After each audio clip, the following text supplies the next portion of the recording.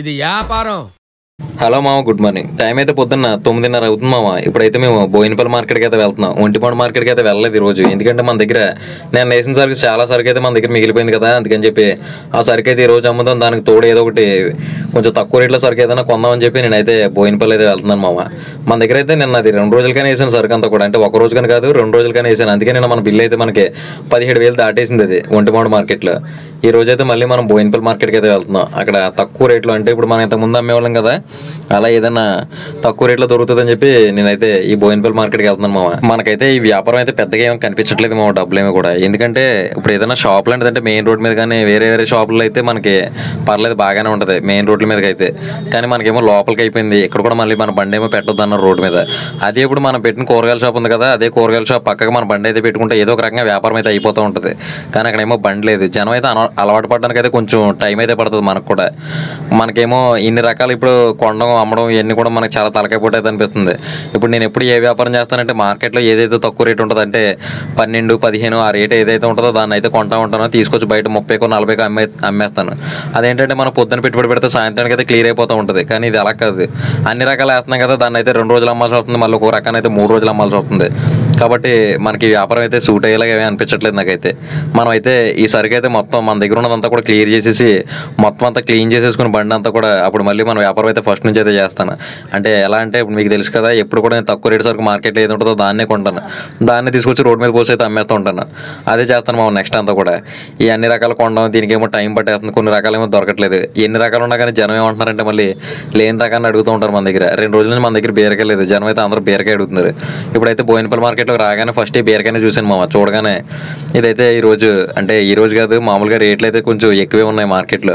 ఈ బీరకాయ వచ్చి ఈయన 30 రూపాయలకి అయితే వేస్తా అంటున్నారు. మనకి బయట అంతా కూడా 35, 40 అలా కూడా అమ్ముతున్నాడు. చివరికి 30 అయితే వేస్తున్నారులే, మనకైనా కాదు ఆయన 30 కూడా వేస్తున్నారు. కానీ 30 రూపాయలు అంటే ఇంకా మామూలు రేట్ అవుతుంది. ఇంకా అందుకే వేయలేదు దాన్ని. ఈ మిర్చి అయితే వేద్దామని రేట్ కూడా మాట్లాడాము మామ. తర్వాత వేద్దామని చెప్పి వేరే ఐటెంలు అయితే చూస్తాకి వెళ్ళాను.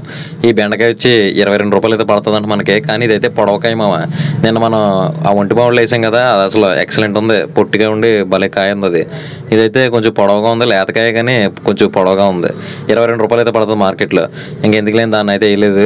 అంటే బండి అయితే సరిపోదు, మన బండి కాదు కదా, ఆయన సరుకు మన సరుకు ఎక్కువైపోద్ది. దోసకాయ వచ్చి 20 రూపాయలు అయితే చెప్తున్నాడు ఆయన. చివరికి 18 రూపాయలకి అయితే సెట్ అయింది ఈ దోసకాయ. తర్వాత ఈ దొండకాయ మామ. ఈ దొండకాయ కూడా చాలాసేపు అయితే మాట్లాడింది దీంతో. అంటే దీంతో కాదు, ఇది అమ్మాయి ఆయనతో. ఈ దొండకాయ వచ్చి 25 రూపాయలు అయితే చెప్తున్నారు ఆయన. 22 రూపాయలకి అయితే సెట్ చేసింది దాన్ని. తర్వాత ఈ కాకరకాయ వచ్చి ఇక్కడ అమ్మ నాకు బుర్ర పని చేయట్లే. ఈ క్యారెట్ వచ్చి 30 రూపాయలకి అయితే సెట్ చేశాను మామ. 40 రూపాయలు అయితే చెప్పాడు. చివరికి 30 రూపాయలకి అయితే దాన్ని ఒప్పించాను. తర్వాత టమాటా చూద్దాం అసలు మార్కెట్లో అని చెప్పి తిరుగుతున్నాను. కానీ టమాటా అయితే కొనే ఉద్దేశం లేదు. ఈ ట్రే వచ్చి 700, 25 కేజీల ట్రే, అదైతే 700. ఈ దోసకాయ అయితే మాట్లాడాను కదా ఇందాక, దీన్నే 18 రూపాయలకి అయితే వేసుకుని బండ్లు అయితే వేసేసుకున్నాను. బండి అంతా కూడా లోడ్ చేసుకుని మేమైతే వెళ్ళిపోతున్నాం మామ. క్యారెట్ వచ్చి ఒక 65 కేజీలు అయితే వేసాను. 30 రూపాయలు రేట్ చేసి నేనైతే 60 కేజీలు క్యారెట్ అయితే వేసాను. మిర్చి వచ్చి 13 రూపాయల రేటు. 13 రూపాయల రేటు మీద మిర్చి అయితే 3 బ్యాగులు అయితే వేసుకున్నాను నేనైతే మిర్చి. ఇంకా దొండకాయ వచ్చి 2 బ్యాగులు అయితే వేసుకున్నాను మామ. 22 రూపాయలు రేట్ అయితే పడింది దొండకాయ. 2 బ్యాగులు అయితే వేసాను. ఇవన్నీ సరుకు తీసుకుని అయితే నేను మా నర్సరీ సరుకు అయితే వెళ్ళిపోతున్నాను. అక్కడే చాలా సరుకు అయితే ఉండిపోయింది మామ నిన్న కవర్లతో. మిర్చి కూడా ఈ రోజు 3 బస్తాలు వేసాను. కానీ మన దగ్గర నిన్న వేసిన మిర్చి ఇంకా ఒక 4 కవర్లు అయితే మిర్చి ఉంది. అవన్నీ కూడా అసలు రేపైతే ఇంకా అసలు మార్కెట్కి వెళ్ళను. ఎంత సరుకు ఉన్నా కానీ మార్కెట్కి అయితే వెళ్ళను. రేపు మొత్తం అంతా కూడా క్లియర్ చేసేయాలి. బండి అంతా కూడా క్లియర్ చేసేసి రేపటికి అసలు ఎంత వచ్చింది ఏంటి అనేది మొత్తం లెక్కలు తేల్చేసుకుని ఫ్రెష్గా వ్యాపారాన్ని అయితే మొదలు పెట్టాలి మామ. హోల్సేల్ వ్యాపారం మనకైతే సూట్ అవుతుంది. అంటే మనం ఎప్పటికప్పుడు సరుకుని హోల్సేల్కి అయితే అమ్మినట్టు అయితే అమ్మేస్తూ ఉంటాం. మనం డబుల్ మార్జిన్ వేసుకున్నా కానీ తక్కువ రేటు కొంటాం కాబట్టి మనం కూడా తక్కువ రేట్లోనే అమ్ముతాం. అందుకని చెప్పి జనం కూడా కొనడానికి అయితే ఇంట్రెస్ట్ అయితే చూపిస్తారు బళ్ళ దగ్గర, మనలాంటి వాళ్ళ దగ్గర. అందుకని మన వ్యాపారం ఇప్పుడు కూడా చాలా బాగా అయితే జరిగేది. తర్వాత మళ్ళీ అక్కడ పెట్టొద్దనడం, తర్వాత టార్గెటెడ్గా మనం అయితే దొరికేస్తూ ఉన్నాం. ఎక్కడ పడితే అక్కడ తీసేయాలని చెప్పి అందరూ మనల్ని తగులుకుంటున్నారు. అందుకని మన వ్యాపారం అయితే మాత్రం ఇలాగా గజిబిజి అయితే అయిపోయింది మాకు మొత్తం అంతా కూడా. అసలు నాకు ఎప్పుడు కూడా ఇలాంటి వ్యాపారం అంటే అసలు ఇష్టం ఉండదు. అంటే అన్ని రకాలు వేయడం, దాన్ని నమ్మడం అంటే అదొక షాప్ అయితే ఓకే, కానీ ఇలా బళ్ళ మీద ఒక షెల్టర్ లేకుండా మనం ఇలా చేయడం అంటే చాలా కష్టం అని చెప్పాలి. అంటే పొద్దునుంచి ఇప్పుడు ఈ నర్సరీ అయితే సరుకు అయితే దింపేసుకోవడం మొత్తం అంతా కూడా ఏమవుతుందంటే ఇక్కడ మళ్ళీ షెల్టర్ లేకపోవడం వల్ల సరుకు అంతా కూడా డల్ అయిపోతుంది మామ. పొద్దున్న ఉన్నంత ఫ్రెష్గా నైట్కి అయితే ఉండట్లేదు. అంటే బయట ఏదైనా షాప్ లాంటిది అయితే పర్లేదు, కానీ అంటే ఇప్పుడు ఇలా ఓపెన్గా వదిలేస్తుంటాం కదా మనం బయట, దానివల్ల ఏమవుతుందంటే ఎంత ఫ్రెష్ చేసినా కానీ ఒంటి మూడు సరుకు వేసినా కానీ సరుకు అయితే కొంచెం డల్ అయితే అవుతుంది. అందుకనే నాకు ఈ వ్యాపారం అంటే ఇష్టం ఉండదు. అంటే షాప్ ఉంటే తప్పదు, ఇలాంటి వ్యాపారం చేయొచ్చు, కానీ షాప్ లేదు కదా మామ మనకి. అందుకని కానీ ఈ సరుకు అంతా వేసేసి ట్రైన్లో పేర్చేసరికి మన షాప్ అయితే చాలా పెద్దగా అయితే కనపడుతుంది. కానీ వ్యాపారం అయితే మాత్రం ఏం కనపడలేదు మామ. అంటే నిన్న 15,000 అమ్మింది. 15,000 అమ్మిందంటే ఉత్తనేం అమ్మలేదు అది. ఇక్కడ అమ్మేలేదు 15,000 కూడా. మేము 15,000 అమ్మడం కోసం చాలా తిరిగామంటే నిన్న అపార్ట్మెంట్స్ దగ్గరికి వెళ్ళాం. మళ్ళీ బండి వేరే చోట పెట్టి రోడ్ల మీద 2 చోట్ల అయితే పెట్టి అమ్మాం. మళ్ళీ ఎక్కడ అమ్మింది దగ్గర మేము 3 మనుషులు అమ్మితే కానీ అది 15,000 అయితే అమ్మలేదు. ఏదో ఇక్కడ పెట్టి 15,000 వ్యాపారం అంటే అసలు టాప్ వ్యాపారం. కానీ మనం అయితే తిరిగి అమ్మాం కదా, అది కూడా చాలా బాగా అమ్మింది. బయట అంతా కూడా ఒక 6,000 7,000 అయితే అమ్మాం. మిగిలిందైతే ఇక్కడ అమ్మింది. ఇక్కడ ఏంటంటే మనకి బల్క్ వ్యాపారం సూట్ అవుతుంది. ఇక్కడ కూడా ఇక్కడనే కాదు, మనకైతే అది అలవాటు అయిపోయింది కాబట్టి ఇంకా దాని మీద ఉంటుంది మామ. ఇక్కడ ఎంత వ్యాపారం జరిగినా కానీ నాకైతే ఇంకా బల్క్ వ్యాపారం మీద ఉంటుంది. ఈ నర్సరీ వ్యాపారం ఏంటంటే ఇక్కడ కూడా చాలా బాగుంటుంది. జనం అలవాటు అయితే ఇంకా చాలా బాగుంటుంది. మన సబ్స్క్రైబర్లు కూడా చాలా మంది అయితే బండి దగ్గరికి అయితే వస్తున్నారు మామ. పని కట్టుకుని అటు మెయిన్ రోడ్ మీద వెళ్ళే వాళ్ళు కూడా ఇటు నుంచి వచ్చి ఏదో ఒకటి కొనుక్కుని అయితే మన దగ్గర కూరగాయలు కొనుక్కుని యూటర్న్ తీసుకుని అయితే వెళ్తున్నారు. ఈయన కూడా సబ్స్క్రైబరే వచ్చి మన దగ్గర ఆ కూరగాయలు అయితే తీసుకున్నాడు. ఈయన కూడా ఒక 3 రకాల. ఇక్కడ ఏంటంటే ఈ వ్యాపారంలో మనకి బల్క్ వ్యాపారం చేస్తూ ఉంటాం కదా, కేజీ 40కి అమ్ముతూ ఉంటాం కదా. అది ఏమవుతుందంటే ఇప్పుడు గట్టిగా ఎవరు కొన్నా కానీ ఒక 50-60 రూపాయలు, 60 రూపాయలు అంటే 2 కేజీలు కొంటే 60 రూపాయలు అలా అయితే అవుతుంది. కానీ ఇక్కడ ఒక్కొక్క కస్టమర్ వచ్చారంటే ఇప్పుడు మా నాన్న బ్యాగ్లు వేస్తున్నారు కదా, ఆ కస్టమర్ వచ్చి 360 రూపాయలు అయితే బిల్ అయింది. అలాగే చాలా మంది అయితే అవుతుంది. ఇప్పుడు 280, 240, 250 లేకపోతే 300, 350, 400 బిల్ చేసిన వాళ్ళు కూడా ఉన్నారు. ఒక్కొక్క కస్టమర్ వచ్చాడంటే మనకి ఒక్కో కస్టమర్ ఒక్కో జాక్పాట్లో ఉంటుంది. ఒక టైంలో 300 వ్యాపారం కూడా జరుగుతుంటుంది ఒకే కస్టమర్ దగ్గర. కానీ మన బల్క్ వ్యాపారం ఏంటంటే 10 మంది కొంటే కానీ మన 300 అయితే అవుతుంది. ఈ నర్సరీ దగ్గర ఏంటంటే లైట్లు అయితే సెట్ చేసాను మా 2 లైట్లు. ఈ చిన్న లైట్లు అయితే మనకైతే సెట్ అవ్వట్లేదు. ఎల్ఈడి లైట్లు మన దగ్గర ఉన్నాయి కదా, స్టాండ్ లైట్లు, అవి అయితే ఇక్కడ సరిపోవట్లేదు. అందుకని చెప్పి 2 లైట్లు అయితే సెట్ చేశాను. ఒకటి ఫోకస్ లైట్, ఇంకొకటి ఏమో పెద్దది 40 వాట్ బల్బ్ అయితే తీసుకొచ్చి అది క్రీమ్ కలర్ బల్బ్ అయితే పెట్టాను అక్కడ. రోడ్డు మీద కొంచెం డిఫరెంట్గా కనపడుతుంది అని చెప్పి.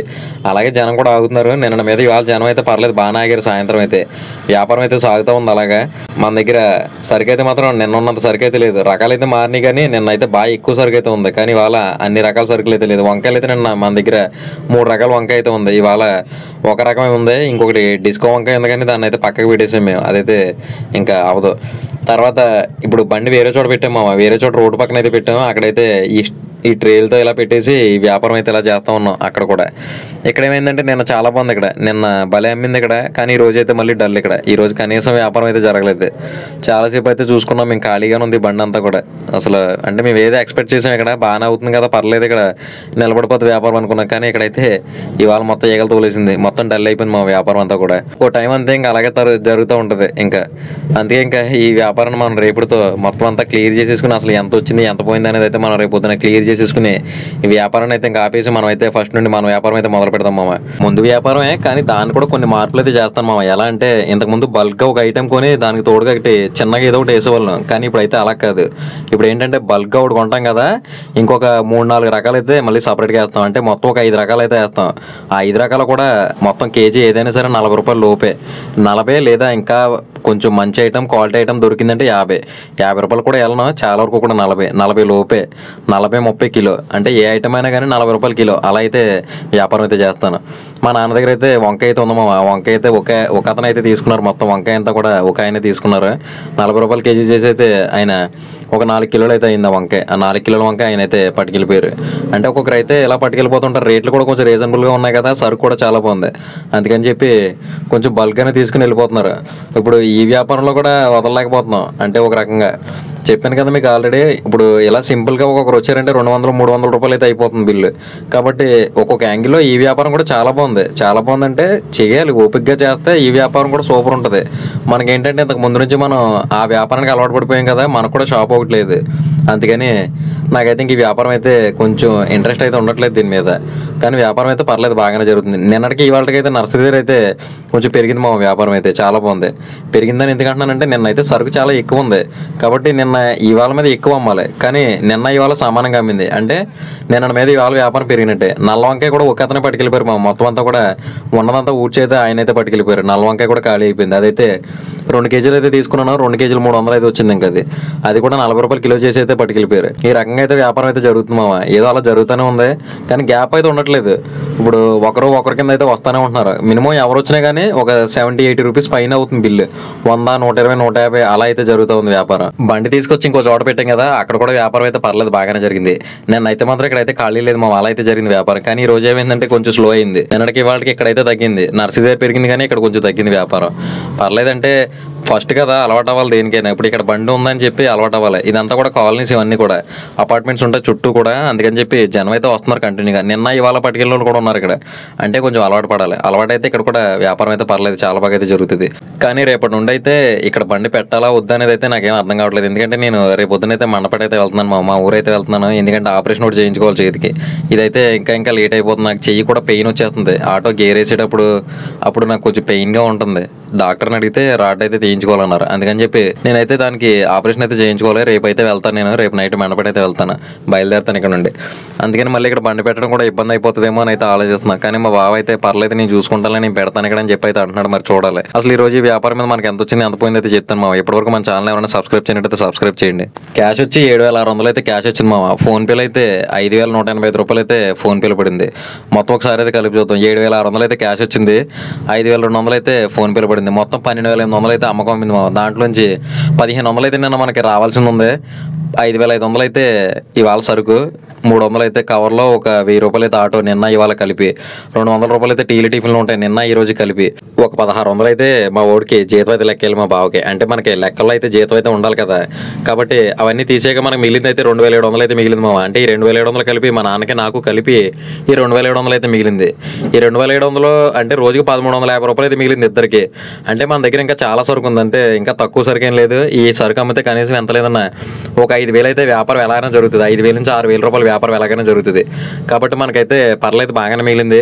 కానీ ఈ వ్యాపారం ఎలా ఉందంటే ఏ రోజు ఆ రోజు అయితే తేవట్లేదు మామ. మళ్ళీ ఈ రోజు సరుకు మిగిలింది, మళ్ళీ దీన్ని పట్టుకెళ్ళి రేపు అమ్మాలి, రేపు మళ్ళీ కొత్త సరుకు తెస్తే మళ్ళీ అది ఇది మిక్స్ అవుతూ ఉంటుంది. కాబట్టి ఇదైతే క్లియర్గా అయితే తేవట్లేదు. కానీ పర్లేదు, ఈ వ్యాపారం కూడా మంచి లాభాలు అయితే ఉన్నాయి దీంట్లో కూడా. మనం ఓపిక్గా చేసి మంచి సెంటర్, మంచి ఏరియా, మంచి బిజినెస్ జరిగే చోట అయితే మాత్రం ఇక్కడ కూడా ఈ వ్యాపారం కూడా అసలు వదలనవసరం అవసరం లేదు. సూపర్ వ్యాపారం ఇది కూడా. నేనైతే వదిలేస్తానని నేను చెప్పను, కానీ అంటే కొంచెం రకాలైతే తగ్గిస్తాను. ఇన్ని రకాలైతే వేస్ట్ అనిపిస్తుంది నాకైతే. ఇన్ని రకాలు వేస్ట్, కానీ ఒక 4-5 రకాలు అయితే వేసుకుని సింపుల్గా కేజీ ఏదైనా 40 రూపాయల రేట్ అయితే పెట్టుకుంటే మన వ్యాపారం అయితే మాత్రం జరుగుతూనే ఉంటుంది. చిక్కుడికి అయితే ఈరోజు ఒంటిమామ నుంచి అయితే చిక్కుడిగా ఒకటే తెప్పించాను మా తెలిసిన ఆయన వెళ్తుంటే. అంటే మనం వెళ్ళాను కదా వ్యాన్ మీద, ఆయన వ్యాన్ మీదే ఆ చిక్కుడిగా ఒకటి 4 కవర్లు తెప్పించాను. పచ్చిమిర్చి ఇంకా 2 మూటలు పచ్చిమిర్చి అయితే ఉంది. ఇంకా చాలా కూరగాయలు అయితే ఉన్నాయి. అవన్నీ కూడా రేపు పొద్దునైతే అమ్మేస్తాను. రేపు పొద్దునైతే ఈ సరుకు అంతా కూడా క్లియర్ చేస్తాను. రేపు పొద్దునైతే మార్కెట్కి వెళ్ళట్లేదు. సరే మామ, మళ్ళీ అయితే ఎల్లుండి మార్కెట్కి వెళ్తే కలుద్దాం. రేపు పొద్దునైతే మళ్ళీ వ్యాపారం అయితే జరుగుతుందిలే. సరే మామ, ఉంటాం మరి. Good night, bye. ఇది వ్యాపారం.